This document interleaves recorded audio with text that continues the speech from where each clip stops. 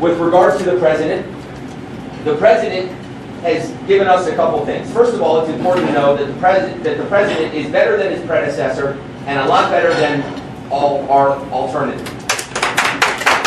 Secondly, 2012, David W. Krockenberg was retained with 76% of the Puebloan electorate voting in favor of him. Deborah Eyler also was retained with 75% of the electorate's approval in 2012. So David W. Krockenberg got 76% of the vote. Deborah Eyler got 75% of the vote. Unfortunately, that's not that big of a accomplishment because most state judges, virtually every single state judge, whether it's trial appeals or Supreme Court, are retained by similar 75%, give or take 5% margins in every single district for every level. So again, Supreme Appeals and trial, that's the number. 75% is great, right? Well, does that mean David W. Krockenberg is Pueblo's most popular politician? He's that popular. 2016, Larry Schwartz in 2016 won 71% in his retention election, giving him 6 more years of power and money in the 10th judicial branch. On top of the 8 years he's already been employed here. So 6-year terms. Trial judges get 6-year terms. In 2016, Thomas B. Flesher was also retained by 71% approval after being awarded substantial power and money for 8 years in Pueblo County. Flesher and Schwartz still have 4 more years on their 6-year terms to fill.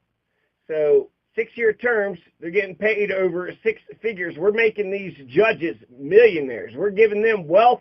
We're giving them power. David W. Krockenberg was retained in 2006 by 74%.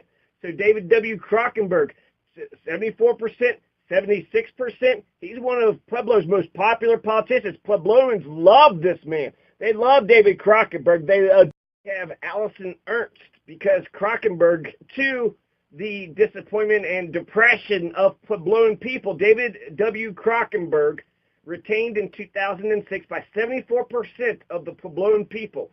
74% said, yes, David Krockenberg, you get 6 more years. And then 2012, 76% of the Puebloan people said, yes, you get 6 more years. You get $1 million, 6 more years of power. David W. Krockenberg, unfortunately, wouldn't even complete his 6-year term. So he retired right in the middle of it, right? Oh, we didn't even consider that in 2012. What if he quits in the middle of his term?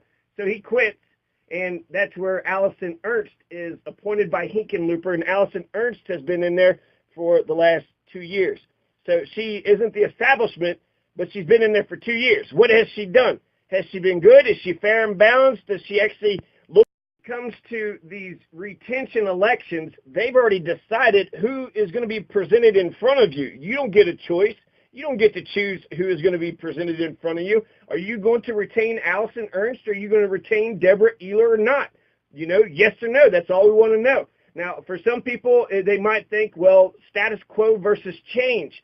Status quo versus change. You got 14 judges in Pueblo County. 3 county judges, 3 magistrates, 1 city judge, and 7 judges. 7 judges. So you got 7 judges without Allison in the 10th Judicial District. So 7 judges without Allison Ernst and without Deborah Eyler, you'll have 5 judges. They can do all the work that they've been doing. What do? They don't do a damn thing. So 5 judges to not do a damn thing. You know, you only need 1 person to not do a damn thing. But there's also 3 county judges and 1 city judge too. So you already got. You have Allison Ernst, blonde hair, blue-eyed. I'm sure she's had a real tough go at it. I'm sure she's had a real tough time in this. You know, now she's a judge. She's making 6 figures. Once you become the judge, you're living on easy street then. You're not one of us. Are they from the struggle? Are they even poor people? Do they even know what the hell it's like to pinch pennies just to make sure your kids can get some diapers? So blonde hair, blue eyes, a little chubby, but, you know, I'm sure she's not only got feminine privilege, but she's got pretty white girl privilege too. She gets to do what the hell she wants to do. Everybody listens to her. She has a problem, somebody will listen to her because, you know, someone's going to fuck her, right? So that means she has lots of privilege, way more privilege than I've ever had. And yet I bet nobody's ever accused her of jack shit about it. If you think you're very low on the totem, here's Deborah Eyler, right? She's got that one eyebrow up. Look at her. She's giving that smirk. Look at me. Look at me. She, I guess, actually, I mean, with her, she got little freckles on her. No, she could pass off, I think, for being, because there's feminine privilege, but then there's also attractive female privilege, right? So, but I'm not for sure which side of the plate she bats on. She's a right-hander or a left-hander. But this is Deborah Eyler, right? So it seems like maybe she would be good on LGBT rights. I don't know. That just might be judging a book by its cover. Some facts about her. Deborah Eyler was appointed to the 10th Judicial District by Governor Ritter in August 2008. Deborah Eyler became chief judge of the 10th Judicial District 6 years later in the middle of 2012 when 75% or 76% of Pueblo joyfully. She has been the HBIC of Pueblo County State Judicial Branch, the 10th Judicial District. It's not the county courts, it's not the city courts, it's not the water courts, it's the trial courts. She's the HBIC of 7 judges. She gets to dictate to the other 6 judges what cases they listen to, what cases they do not listen to. So she's been convicting and jailing and fining the Puebloan people as judge for the last, 10 years. And yet the establishment could justify fighting to retain, but Allison Ernst, okay, what am I saying here? So they're saying, we need to retain Deborah Eyler because she's been here for 6 years, but Allison Ernst, what has she done? But hey, do y'all want to retain her? She's been in here for 2 years. Are you ready to retain her yet? Well, with all the crime around here, that would be the prosecutors, that would be the judges, that would be the cops. So what the hell is all the crime going around here? I mean, my God, it's almost like there's a street justice and there's a court justice because courts are irrelevant. And in reason not to re-up to retain Ernst and Eyler, to give them 6 more years, 6 figures. That's that's $1 million over 600,000. At least $500,000. At least $500,000 plus all the power in the world. Who has ever arrested a judge? All the cops can arrest judges. Actually, every single citizen can arrest a judge if they see them in the course of a crime.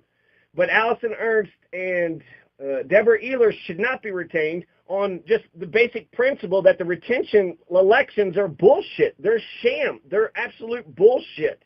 It's not, worth retaining them, but let's just see as a science experiment what happens. What happens whenever there's a failed judicial retention election? Because every single appeals retention election, the appeals judge have been retained, every single one of them, and virtually all the Supreme Court justices and the trial judges. So I would bet that Deborah Eyler is going to be. I know Allison Ernst, and I don't know Deborah Eyler. Deborah Eyler, I only know that she made one decision, and it was on my case. And she didn't even want to hear me out. I wrote 10 pages, and she didn't even want to hear me out. This is the reason why the American people do not use the public court system to resolve our disputes. It is too expensive. You have to get a lawyer, and they don't work. They don't give a shit. They only care about, perfunctory rubber stamping what the fastest street thugs do. The street thugs nab them, they slab them. And they're little weaklings, so they're not going to stand up to these big, strong men who goes around arresting people. I mean, if Debbie Eyler was just based on the one case, so actually, let's go back to the retention election. Okay, the retention election is absolute bullshit. It's an absolute sham. They're not really giving you a choice. They're basically saying, do you want this person or not? Huh? Do you want this person or not? And it looks like it's anarchy, but there's 5 other judges there, so everything isn't going to go to shit when there's no retention, when they're not retained. But let's see what happens. It's never happened. I want to read some of the rights and freedoms that we have as Coloradans, okay? Apparently, Deborah Eyler hasn't even read the Colorado Constitution. It is the longest constitution in the United States, so perhaps that's why she never thought to read it. But Section 16A, Rights of Crime Victims. Any person who is a victim of a criminal act or such person's designee, legal guardian, or surviving immediate family members, if such person is deceased, shall have the right to be heard when relevant, informed, and present at all critical stages of the criminal justice process. All terminology, including the term critical stages, shall be defined by the General Assembly. That means if you're a victim of crime, you have a right to be heard by the criminal justice system. So if there's a charter convention clause in their own document, see, Deborah Eyler doesn't even apply her own rules. They don't even abide by their own rules. Deborah Eyler doesn't protect the working class people. She protects the elite. She protects those in government. You have a lot of evil people in this world. People could do good, they could do evil whenever they choose. So everybody has good and evil in them. Which wolf wins? The one that you feed. So, which is she a good person? Is Deborah Eyler a good person? She's not going to tell you anything. She's going to try to pretend that she's neutral and therefore objective, has no opinions, doesn't label herself, doesn't call herself shit. She acts like she's above it all. That's bullshit. There's 4 quadrants. Take the political compass test. You fall upon on those 4 quadrants somewhere. Okay? Your opinions can be defined just because you think you're undefinable. That's such horseshit.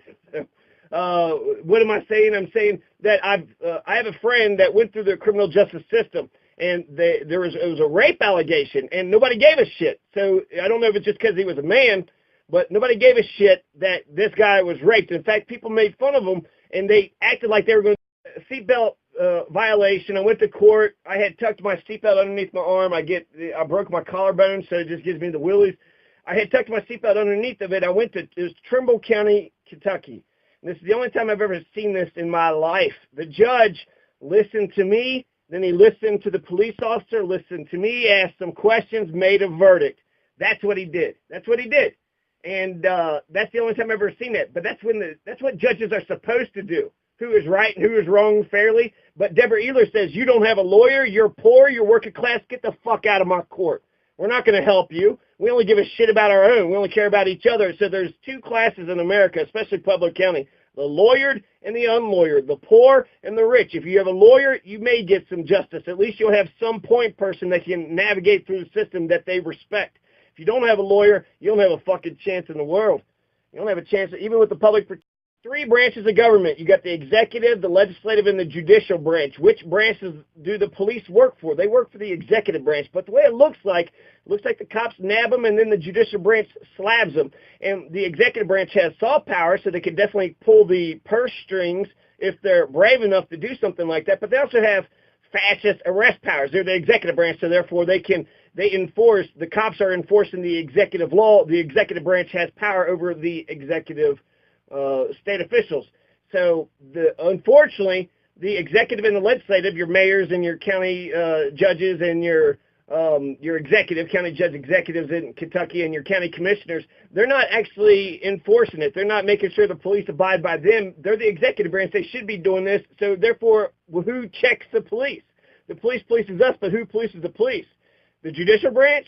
The judicial branch doesn't check the police. The judicial branch, if you look at it in terms of them versus us, okay, so the police aren't being checked by any of the 3 branches of government. The judicial branch isn't supposed to check them. There's going to be an unholy alliance. They're a bunch of little weaklings, right? They can't pick up nothing. They can't arrest nobody. They need these big, strong goons to go out and arrest them. And then once they arrest this person, that person, they say, good, attaboy, but then they arrest somebody that might be somewhat suspicious, but hell, they've been doing you so, arresting folks for years, and if you bring them before the court, there's some Latin principle that says if you're before the court, then therefore they got jurisdiction. So if they're able to kidnap you and then put you in front of a court, well, therefore you got jurisdiction. So the 3 branches of government isn't checking the police whatsoever. We need good cops. It's possible for anybody to go bad. That's why we have the checks and balances system. And we need good police officers. But there's the crime's all over the place. The proof is in the pudding. I don't believe that Deborah Eyler knows what she's talking about. She doesn't understand constitutional law nor the rule of law. She doesn't believe in victims' rights. She doesn't believe giving folks their day in court. But on paper, 3/4 of the Puebloan Countyans worship her, adore her. They deify her. They put her on, a pedestal, and they have statues, and they're going to have little shrines, and they worship her like she's a god. I mean, 75%, 76%, my God, that is one popular politician. So the reason why I believe that is because there's a charter convention requirement. You can't have a mayor in Pueblo City unless you have had a charter convention. There's been no charter convention, so they broke their own rules. I have no confidence in this government. I have no confidence in any of the government institutions in Pueblo County. The judicial branch is covering up for the crimes of the city. What does the state have to do with the city? I've tried to use the public courts to resolve disputes. I did win one case with my landlord over my deposit, my ex-landlord. I paid him on time every time, but then when I asked for the deposit back because I gave him his house back in one piece and it was in good condition, he rented it out right away. But he's a thief. He, thinks that the deposit is his money, went ahead and spent it, so he didn't. So anyways, I think I lost money on it, but I did get some satisfaction in knowing that justice was somewhat served. So that's the thing. It's expensive. You got to have a lawyer, and if you don't have all that, well, fuck it. You're not going to get any justice. The only kind of justice you can get now is maybe convincing the cop that the thing happened. Maybe if you videotape the guy, hey, I took pictures and I videotaped it, then you convince the cop, then there might be some criminal charges. But if the cop accuses you of a crime, automatically you got to go through the rocket docket slaughterhouse. But if I write 10 pages saying how, they broke their own constitutional charter, judges in Pueblo County has got 14 judges total. So if you include the magistrates, 11 if you don't. 3 magistrates, Radakovich, Studahar, and Thomas. So those 3 folks are magistrates. You have a problem, that means they should be allowed to arrest people. They got investigators, they got cops, they'll, they could issue out warrants. So they got some power, direct power over the police. So they definitely have a relationship with the police. The judicial branch is the one that seems to be working with the police close enough to where they could check them if they wanted to, but they don't check them. It's a rocket docket slaughterhouse for the rest of us. So if they accuse you, you're going to have an arraignment. You're going to have this process, that process. But if you accuse them, it's almost like the war powers clause. We cannot be in that war unless Congress declares the war. Congress hasn't declared war for 70 years. Why are we still at war? That's a crime. Have any dog in this fight except for you need to abide by your own goddamn rules. Deborah Eyler doesn't want to abide by her own rules, nor does she want anybody else in Pueblo City to abide by her own rules. So there's 7 10th judicial state judges. There's 3 county judges, Haynes, Lobato, and Fieldman, and they're all up for re-election next year, 2019, and then 1 municipal judge, Carla L. Sykes, who runs the municipal courthouse, which is a huge building, bigger than City Hall. So 14 judges, that's too many. We don't need 14 judges. We don't need 11 judges. We need maybe 1 or 2 judges. But getting rid of 1 or 2 judges, we still got lots of judges still, sitting around judging people. We still got Larry Schwartz. We still got Larry B. Flesher. We got the 3 county judges, Haynes, Lobato, and Fieldman. We got Carla Sykes. We got William Alexander, Kim Karn, Jill S. Mattoon. Plenty of assholes who are in Pueblo City. There's 2 things that I wanted to have happen, and I wish that I lived in a country that allowed this to happen. For 1, for me to defend myself. For 2, to have good cops to actually defend me on my behalf. If you can't defend me, I got to defend myself. But the dispatchers and the police did not believe in that. There was one incident where the guy was getting robbed. The guy was in his car. He shoots him, and then he goes to jail. Because, you're not allowed to protect property? If a cop had did that, the cop would have been hailed as a hero, but a citizen did it. He goes to jail. Then they, shot him in the back, and now he's a paraplegic. I know nobody gives a damn about that, but that actually happened, and that's bullshit. I need to defend myself. If the cops can't do their damn jobs, then I need to at least, I'm going to defend myself. Fuck that, okay? And like I said, my friend had got raped, and he got raped by jailers. He got raped by officials in the Louisville jail. Well, what the fuck happens when that happens? Is there anybody going to stand up to any of these officials? Because you're scared you're going to justify all their crimes? For 2 years, I lived in Pueblo City, and I wanted good government, and I wanted good neighbors. I didn't see either one. The neighbors were thugs. They went around stealing poor people's stuff all night. They were meth heads. They were drugged out. They left me alone for the most part, but I did not feel like I could ever leave and come back for more than an hour without all my shit being gone. Okay, so these thieves are the ones that the dispatchers and the cops had defended. I'm just giving you the perception on the street, because what's happening in court is completely different than what happens in the street. What happens in court is they judge all the people that the cops had kidnapped. So these cops acted like they wanted to kidnap me, even though I was the victim. So for a week, I let the neighbor, they were in a fight, and I wanted to be a good neighbor. I liked the family. I didn't know the guy, but he was the big troublemaker. But I said that he could stay in my RV. So I went over there. I had broke up the fight between these 2 brothers. Again, I'm a hero, right? Good. Somebody give me some credit. They eventually gave me some credit. About, calling the police. I don't call the police 95% of the time, because unless there's like some sort of insurance or something else, because a lot of times they don't listen to me. They don't give a shit what happens to me. And I don't know if I'm just, I don't have a badge, so I can't, they look at me as being weak and powerless, and I'm just a citizen, so we're not going to listen to you. But you need to do your damn job. If you tell me that again, I'm going to arrest you. Why? Because you need to do your damn job. You do need to do your damn job.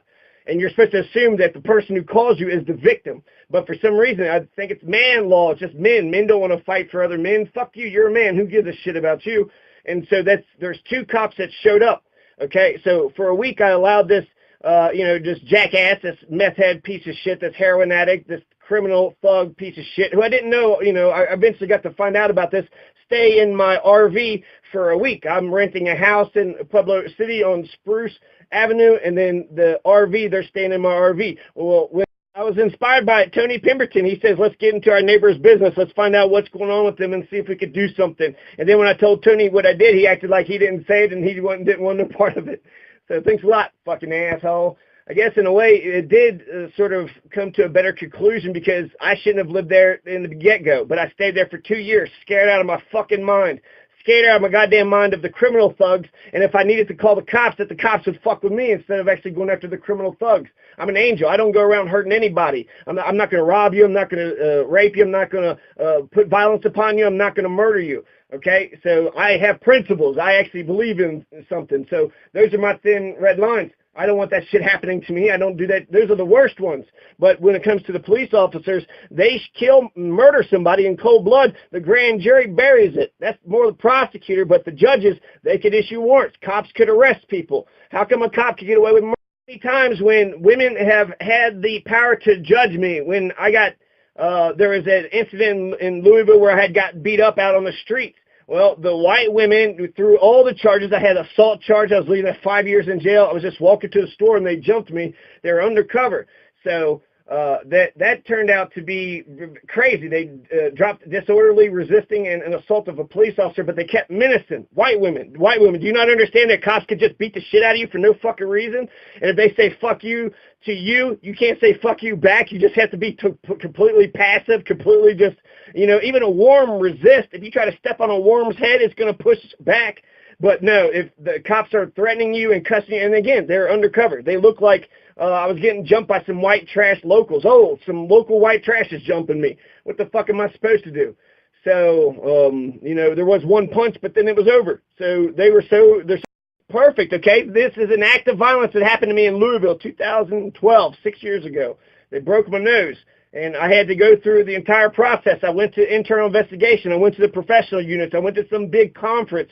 None of the people in government gave a shit. In fact, the professional standards unit acted like they were going to victimize me more, say that I was filing a false charge, beat me up, and then try to disappear me. So they was going to try to do it again. They were going to try to be violent and then put me in a hole, and then nobody would ever fucking find me again because I testified. I had a complaint. Hey, this thing happened to me. So it's just, look at the two differences, right? When they looked at me and they were undercover, they were chasing someone else, they said, no, they're doing a stupid maneuver in the middle of the street. And they, later on, they realized that they did wrong, but they can't admit that, right? You can't admit that you did wrong. You can't apologize and just pay for the guy's medical bills. You got to pretend that you didn't do nothing wrong and then go to court and then see what can be proved, right? He called him sneaky. I don't even know who the guy's name is. He was only there for a week, and it just happened. And since I let him stay in the RV for a week, they asked, does he have clothes? Does he have a key? Yeah, it's easier just to give him a key. He can come in and out. I don't have to lock the doors. When he just left the door flying open. So he was there for a week, and he was supposed to pay me something or do, go to meetings. We had some kind of agreement that he failed to do. So they said, well, if his clothes is there and he's already got a key, then therefore he's got rights. So you're going to protect the rights of a fucking criminal that criminalizes all day long, don't have a job, ain't going to get a job. And then what bothered me, what got to me is he kept yelling at this woman. He had this prostitute girlfriend, heroin addict friend that he was bringing in here, and I didn't see none of this shit. I basically plausible deniability, just didn't look at it, wasn't a part of none of it, but I knew what was going on. 5 in the morning when 10 people are walking in and out of the RV, and I did say, hey, what the fuck, this shit can't happen no more. But this Pueblo born and raised, Pueblo educated, Pueblo went through D60 schools, born and raised in the school. This is a heroin meth junkie that Pueblo created. He had a woman in the RV, and then eventually they were arguing, and then late at night one night he was dragging her. He was over in the corner and he was just dragging her. And, I was hoping the neighbors or somebody would say something. Nobody said shit. She's just screaming, help, help. Nobody's doing a goddamn thing out in the middle of the alley, Ricky Muniz Alley, where Ricky Muniz was shot and murdered. he's sitting there dragging her, and you know, I go out there and like I looked at it and look, he goes, "Oh, you're fucking with my shit." So it looked like she was doing something to him. So he plays the stupid ass games, right? Like he's the one being aggressive. She wanted to leave someplace, and then he wasn't letting her. So he was going to use violence, and then sort of playful violence. But no, you're not going to go nowhere. Well, about a minute after her just screaming and crying and nobody saying shit, they'll call for, you know, if I burn a goddamn tree there and I confronted him, and nothing happened that night. But essentially, I was like, man, we got to use words. This is bullshit. This is out of hand. This is. So eventually she asked me to get a water, so she wasn't prepared to leave him right then and there. So, you know, I'm not going to question why people do what they do. But I went out there, my conscience just couldn't fucking take it. She's screaming, nobody's doing a fucking thing about this shit, so I went out there and I stopped it. And I thought everything was good for the night. But then the next day he started doing the same shit about noon or so, about 1 p.m. She wanted to go somewhere else, and then he started, so I was going to take her. We tried to hurry up and get into the van real quick, but then he saw what was going on, and then he was like playfully, like he tackles her, right? He tackles her, which is an act of violence. He was dragging her, right? I'm sure he struck her several times the night before, but he tackles her, and he's holding her and keeping her physically from being able to get into the vehicle. Well, these are all crimes. This is all, eventually she suggests, why don't you call the cops? And I was like, okay, if she wants me to, then I'll just call her Miss Confused. I don't know who she is. She's a prostitute. She's got a 3-year-old boy. So when you talk about homeless people, there is homeless kids that Pueblo has created that they've ignored and they don't give a shit about because they're not Christians, they're not good people, they're psychos. And they allow this, the dispatcher sided with the criminals. The dispatcher of the police, Pueblo police, sided with this guy who's beating the shit out of this woman, who's eventually he's going to break the side of this door on the side here of the my RV. He was taking wind, he was taking the air out of my tires. And then he also had her property. So he's already attacked a woman, stole property, breaking property, fucked with people's property. And then he eventually comes after me. Oh, you want some? You want some, huh? You want some? And we kind of swing, we miss, and then he runs around, and then he grabs applesauce. He throws it. It gets all over his face. He picks up a chair. I pick up a towel. I throw the towel in his face, and then I bum rush him. And I called when she told me to. We go back inside. And he tries to tackle her, he tries to, block her. I told her, just get in the house. And when we go back in the house, I call the police. And then when I come back, he's sitting there doing that to my tire. And then that's when we got into it for a little bit. I recorded the very end of it. But essentially, I want to pull him out so that way everybody could see what was happening. I didn't want to, anyways. So the difference between when I got beat up for no reason whatsoever by the police, they punched it into their damn computers and they said assault of a police officer. So not only did they kidnap me and beat me up, but I was looking at 5 years in prison for just existing, for just walking down the damn street. The white women jurors, they didn't know about this, and then it was a white woman juror at the civil trial. So I took this the criminal route, I took this the civil route, and I got no justice whatsoever. And it took 4 years to get that civil trial, and it was a white woman, beautiful white woman who's probably never. That's all really, just the compare and contrast. It's a rocket docket slaughterhouse. Once they put charges on you, then the judge automatically assumes you're guilty, and they assume everybody's guilty, and they just try to get a 99% conviction rate. But if the police is charged with something, all of a sudden, now we don't, our judicial system is no good. We got to bury it. We got to do this. We got to do that. We got to do anything and everything to prevent the police officer from going the same criminal justice system that the rest of us have to go through. A cop could lie. For 10 years, they were sitting there taking drugs in Alabama, so they can lie about it, fuck people's lives over it, and immediately their accusation is believed. They're a state official, and they're above reproach, right? They could get away with murder, and yet if this guy can beat up a woman, and I witnessed him beating up this woman, and he's, hurting the property, and he's coming after me, and I'm not allowed to protect myself if I file charges, nothing happens to this guy, what the fuck is the difference? What the fuck is the difference is if it's the government or if it's the peasants, if it's a lawyer or a, non-state official. So you have lawyered and you have the non-lawyered. You have the people who have money that might be able to get some kind of defense, but then you also have the elite, the clique. Cops aren't going to arrest each other. The judges aren't going to throw cops in jail. It's just one big good old boys club, and it's bullshit. So what's the difference? The difference is when an act of violence, they attacked me and I defended myself. So for one punch, they put 4 charges on me. They stole 4 years of my life. I got no justice whatsoever. And so in one defense, right, they attacked me. They come after me. They broke my nose. But I did throw one punch in self-defense. And that's why I got fucked over by the American criminal justice system.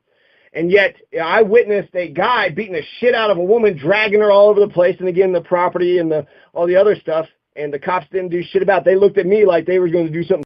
There's instant runoff voting, so because I've had a few interactions, I didn't want to have any interactions with the police, but since I did, I got to see one guy actually look like he gave a shit, but you had a younger punk cop who I've seen a million fucking times not give a shit, don't give a shit, yells, he's in charge, he's boss, he knows what's up. But since the guy is gone, I called the police and he ran off because it took 20 minutes, right? And then he waited for them to leave, and then he comes back standing next to the yard just looking at me like he's going to do something. And that's okay. The dispatcher didn't think that was a problem. The dispatcher sided with him. Oh, yeah, you beat the shit out of women. You beat the shit out of, I don't know about that little 3-year-old kid, but these are not good people, okay? So I know they're poor and they got some extra struggles, but they put more struggles on themselves because they're heroin addicts, meth addicts. They go around robbing and hurting people. So that's the side that the dispatch took. He's allowed to stand in the yard, but I have to go back inside. No, I have a right to stand in my own yard. For the goose is good for the gander. Just reverse the roles. If a cop is in my place and a cop sees a guy dragging a woman and the cop beats the shit out of that guy and arrests him and then he goes to jail, he's a hero. I see a guy beating the shit out of a woman, tell him to stop, and then nobody says, hey, good job for doing that. And you know what? Good for me for doing what's right. But because I did what was right, that pissed dude off, and then the cops came. She was, all skitched out on heroin too, so she took off because she wanted to, I guess, go back to the drugs. And then it was just me and the police. And, thankfully one believed me, but the other one didn't. The other one acted like if he was by himself, he would have fucked with me. He would have fucked with me because the other guy was gone. So if the police were there, they would have arrested him, sent him to jail, and then reversed the other one. In Louisville, if the police officers were walking across the street and I tried to run over them, and I was like, fuck you, and I'm yelling at them, then I get out of the car like I want to fight them, they would have a right to defend themselves, and they would have been a hero for doing that. One of the things that I'm very supportive of is small business because I ran them, and I run a nonprofit on the east side. I came here with nothing but an RV covered in posters. So when the chief didn't call me an activist, I take that as a compliment because I am active and I do get involved, and I try to keep focus on everybody in the city, not just those few that might benefit from something that we do. CSU Fort Collins in order to move our city forward.